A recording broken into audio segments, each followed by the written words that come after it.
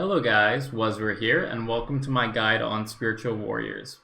There is only one requirement for this guide, and that is 99 Slayer, as we will be using the player-owned dungeon.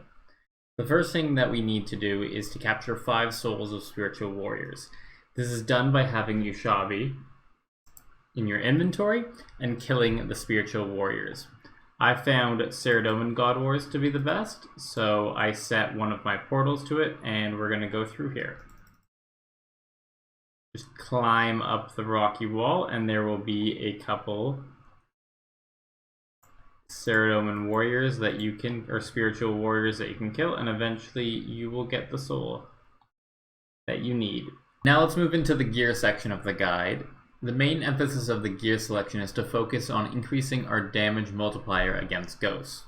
First off, we have Ghost Hunter gear, which when wearing 3 or more of them, you get a 10% damage to ghosts. The Salve Amulet E, a reward for the Lair of Tarn Razorlore mini quest, gives 20% damage and accuracy to ghosts. And finally, we have Undead Slayer, which gives 7% damage to ghosts. To get Undead Slayer, if you have 86 plus Invention, you can put 2 undead components into an armor gizmo and get Genocidal plus Undead Slayer 100% of the time. If you are a lower level, you can use potions to boost up your Invention level to 86. In terms of the pocket slot and the ammo slot, we have prayer boosting items in there, as it will help with maintaining our prayer.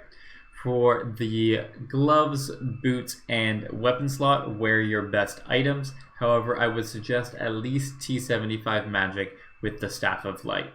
For the ability bar, the focus is on AoE and AFK-ness.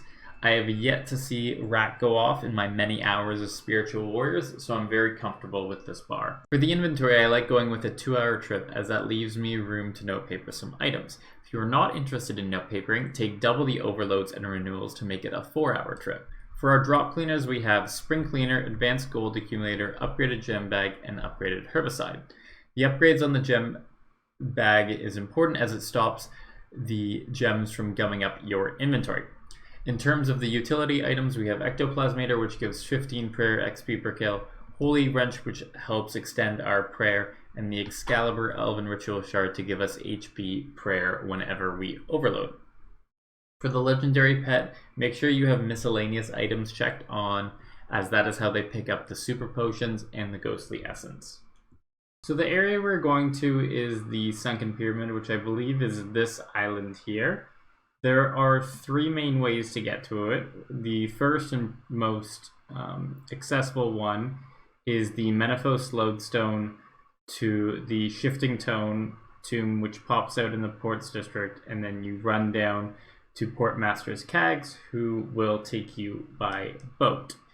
The next one is the Menaphos Tablet. You can make these from House Portal or Teleport to House tablets.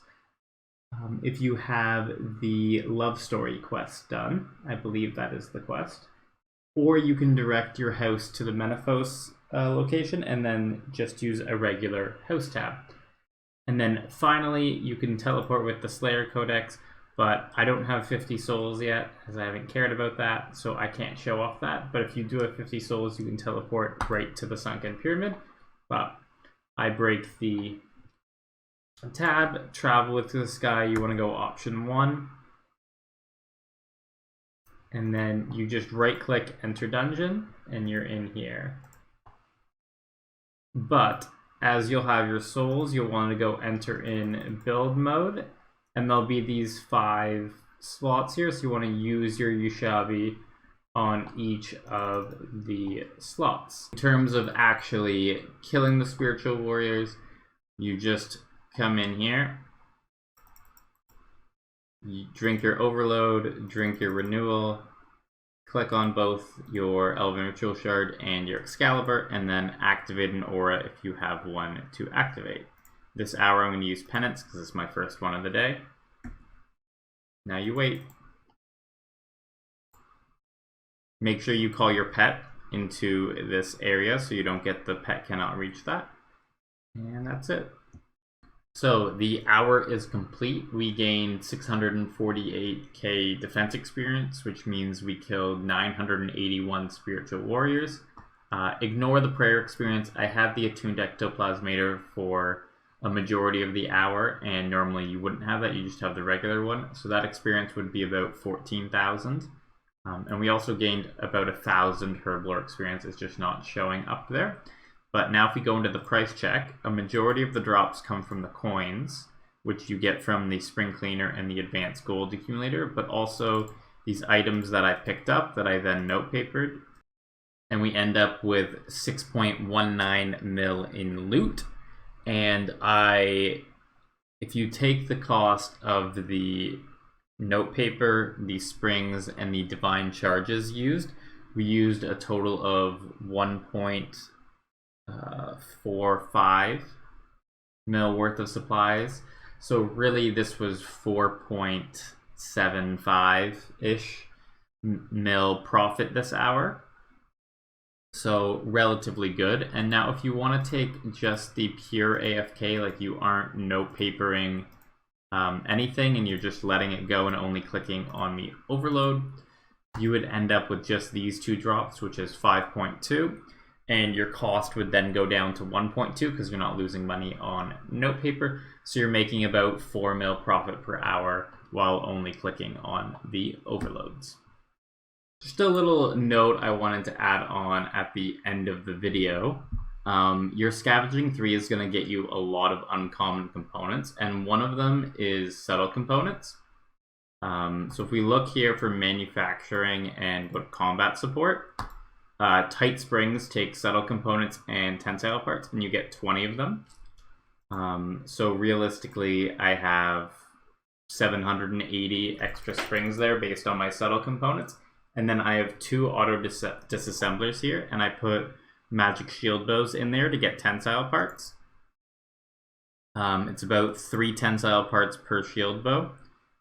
So you're looking at 40 shield, so you get 2 springs for you get a spring for every 2 shield bows, which will end up saving you a lot of money, as these regularly cost 4,000 each instead of the about 2,000 that 2 shield bows cost. In case you were wondering how AFK this is, I was able to do that 1 hour test while I was working from home. So it's basically very low impact. I was on a call for most of it. I was answering emails, so it is very AFK, and you can be doing something else while doing it.